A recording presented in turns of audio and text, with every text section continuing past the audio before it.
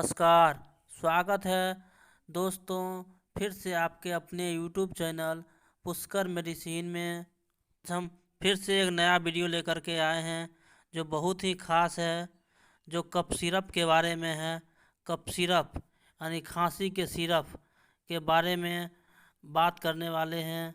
खांसी के सिरप कितने प्रकार की आती है, खांसी कितने प्रकार की होती है, कौन सी खांसी में कौन सा सिरप यूज करना चाहिए, आपके लिए कौन सा सिरप अच्छा रहेगा। कफ सिरप मुख्यतः दो प्रकार की होती है, एक ड्राई कफ सिरप और एक वेट कफ सिरप।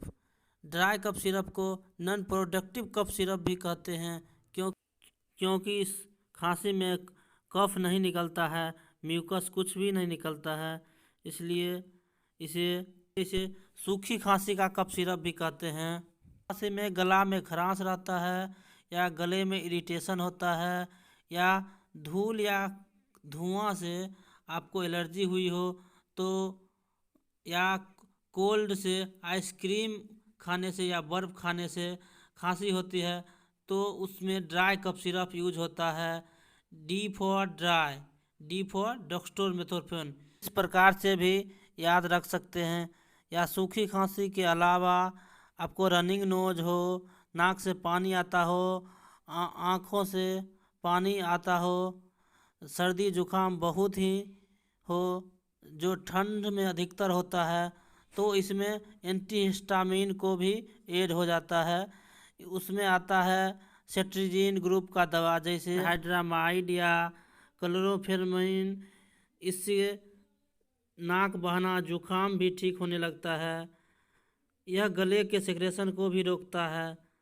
अगर सर्दी ज़्यादा है, नाक भी बंद है, आँख लाल हो रहा है, सर्दी से सिर भारी है तो उसमें एक दवा और ऐड हो जाता है, फेनाइलफ्रेमाइन या स्यूडोफेड्रिन। यह नोज ब्लॉक और साइनस को भी, थ्रोट कंजेशन को भी रोकता है। ये तीनों मिला के कफ सिरप बनता है तो हम लोग यूज करते हैं सूखी खांसी में तो एस्कोरिल डी। अगर रनिंग नोज कंजेशन भी साथ में है तो एस्कोरिल डी प्लस। या अलग अलग ब्रांड के अलग अलग सिरप भी होते हैं जैसे Grilinctus, Zedex syrup, Corex syrup, cherry cough syrup या Benadryl syrup, Alex syrup, Tusq DX syrup. ये सभी सूखी खांसी, running nose, blockage, congestion, sinus, ये सभी में ड्राई कफ सिरप का यूज किया जाता है। पीछे बताए गए सभी सिरप ड्राई कफ सिरप थे। अब हम बात करते हैं वेट कफ सिरप या प्रोडक्टिव कफ सिरप। जिस प्रकार नाम से ही स्पष्ट होता है कि कुछ भारीपन, तो इसमें लगता है कि चेस्ट में कुछ फंसा हुआ है या सांस लेने में तकलीफ़ भी होती है, कंजेशन है, तो इसमें ब्रोंकोडायलेटर कफ सिरप का यूज किया जाता है जैसे सल्बुटामॉल, लीवोसल्बुटामॉल, टर्बुटालिन। ऐसा का सिरप यूज होता है ताकि सांस की नली खुले, नली डायलेट हो ताकि हवा आसानी से चेस्ट में जा सके, सांस लेने में तकलीफ़ कम हो जाए। इसके साथ में एम्ब्रोक्सोल, गुफेंसिन या ब्रोमहेक्सिन के साथ में यूज होता है ताकि जो कफ जमा हुआ है उसे घुलाकर पतला कर निकाले। ये सभी जिनको कफ हुआ है या अस्थमा है पेशेंट को, या स्मोकर को हो या ब्रोंकाइटिस है तो उसमें कभी ड्राई कफ सिरप यूज नहीं होता है। जब भी होता है वेट कफ सिरप ही यूज होता है ताकि कफ निकले पतला हो करके। इसे यूज करने से पहले आप महसूस भी कर सकते हैं आवाज़ भारी, घर घर की आवाज़ चेस्ट में हो तो समझ जाए कि वेट कफ है, म्यूकस है, तो वेट कफ सिरप यूज करें। इसमें तीनों कंपोजिशन मिला हुआ कफ सिरप सभी ब्रांड का अलग अलग आता है।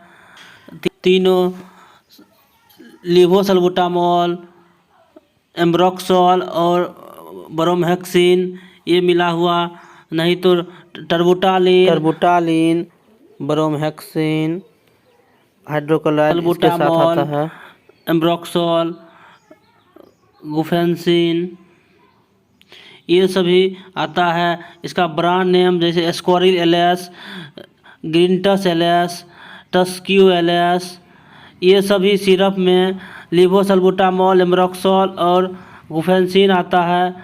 और बरोजेडेक्स, बरोजिट, इस सब में ग्रीनटस बीएम, ये सभी में टर्बुटालिन सल्फेट, ब्रोमहेक्सिन हाइड्रोक्लोराइड मिला होता है। कंपनी का अलग अलग नाम से आता है। कभी कभी ब्रोंकोडायलेटर कफ सिरप लेने पे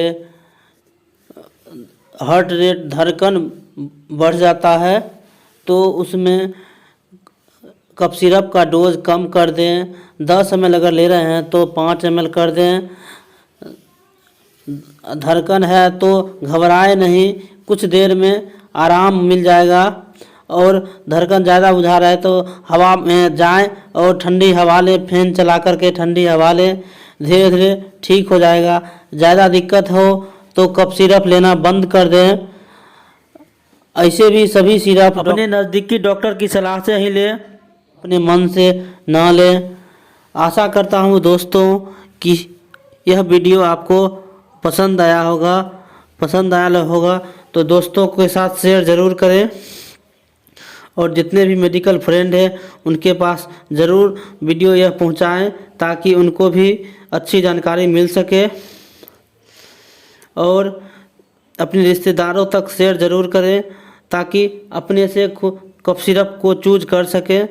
और यह वीडियो को लाइक और शेयर ज़रूर करें और सब्सक्राइब ज़रूर कर लें, ताकि सबसे पहले आपके पास वीडियो का नोटिफिकेशन पहुंच पाए। धन्यवाद दोस्तों, थैंक यू।